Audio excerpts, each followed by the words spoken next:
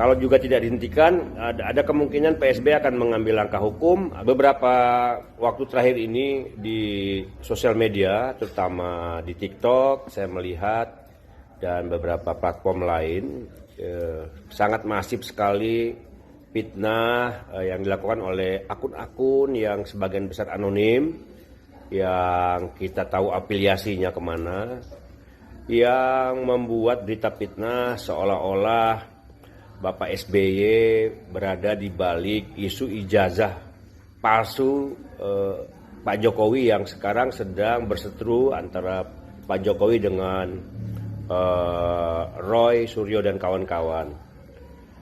Ini tentu sangat mengganggu. Saya bertemu dengan Pak SBY beberapa hari lalu. Pak SBY cukup terganggu dengan isu ini karena tidak benar yang disebutkan bahwa Pak SBY berada di balik isu ijazah palsu ini, atau bahkan disebut Pak SBY berkolaborasi dengan Ibu Megawati dalam mengungkap soal ijazah palsu Pak Jokowi ini. Jadi sama sekali itu nggak benar. Hubungan Pak SBY dengan Pak Jokowi juga selama ini baik.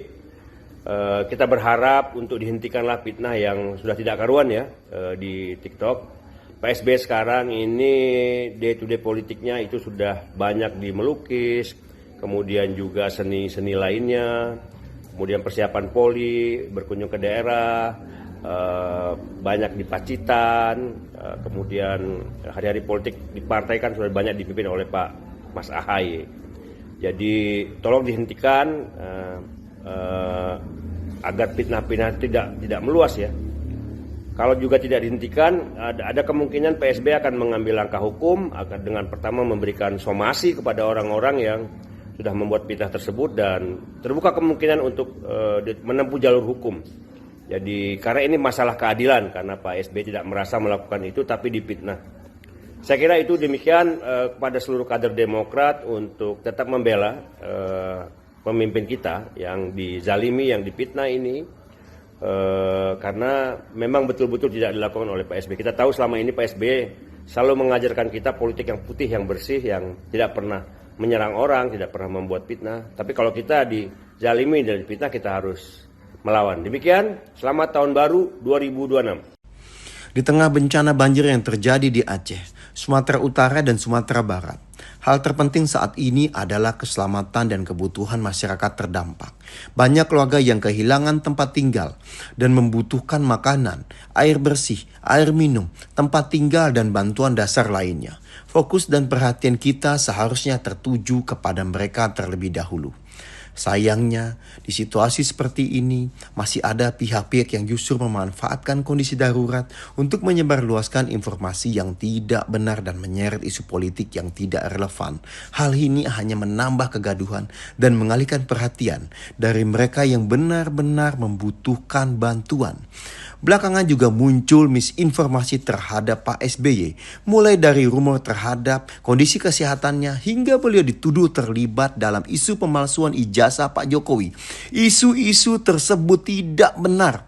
Sangat disayangkan perhatian kita hari-hari ini malah berusaha dialihkan ke isu-isu politik yang tidak berdasar. Pada seharusnya energi, waktu, sumber daya yang kita miliki, kita gunakan semaksimal mungkin untuk bisa membantu saudara-saudara kita yang membutuhkannya di daerah bencana.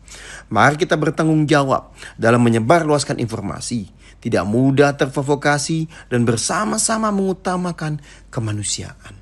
Saat ini yang paling membutuhkan perhatian adalah para korban di daerah bencana. Mari kita fokus pada saudara-saudara kita di sana. Saya ingin menyampaikan beberapa poin penegasan dari apa yang disampaikan oleh Bang Andi Arief, senior Partai Demokrat sebelumnya.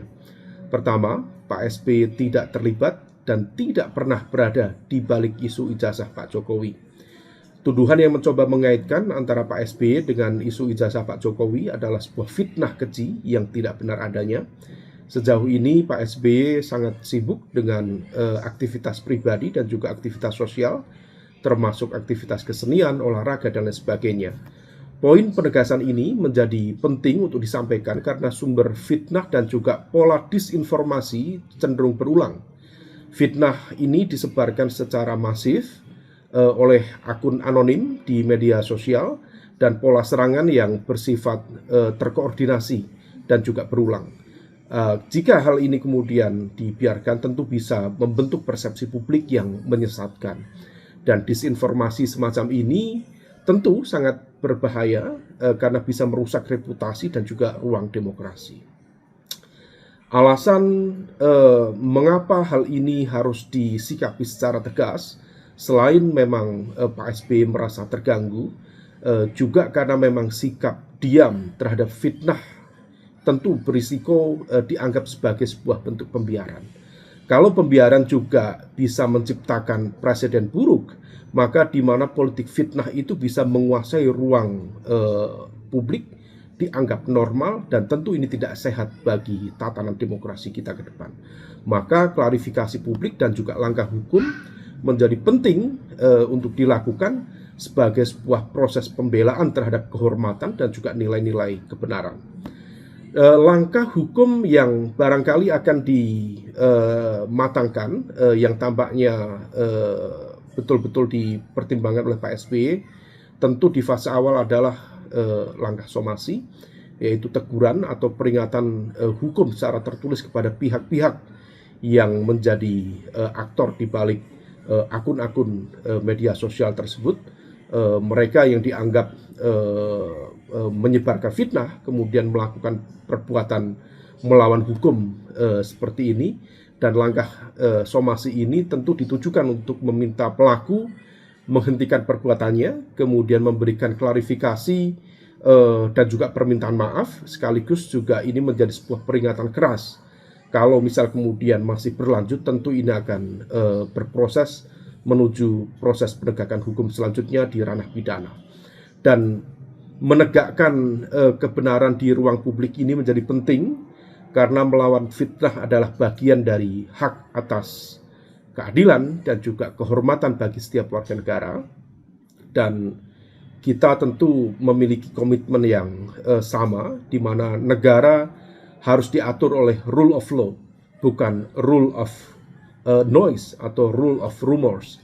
Karena media sosial tentu harus dikelola dengan baik, dengan bijak, dan informasi palsu yang dibiarkan tentu bisa menjadi sumber dari disinformasi, dan informasi palsu bisa lebih cepat dari fakta itu sendiri. Maka kemudian jika kita memilih diam, maka publik berpotensi kehilangan rujukan kebenaran.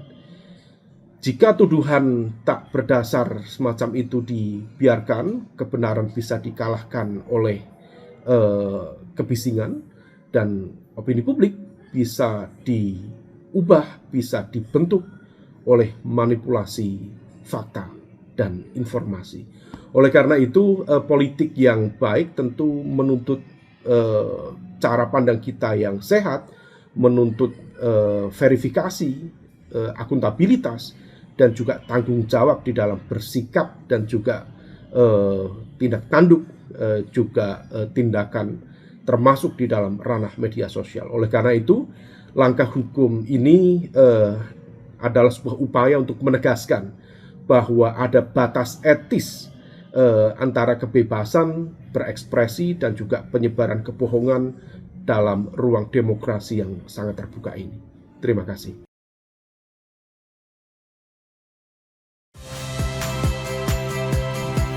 Saya Cynthia Rompas.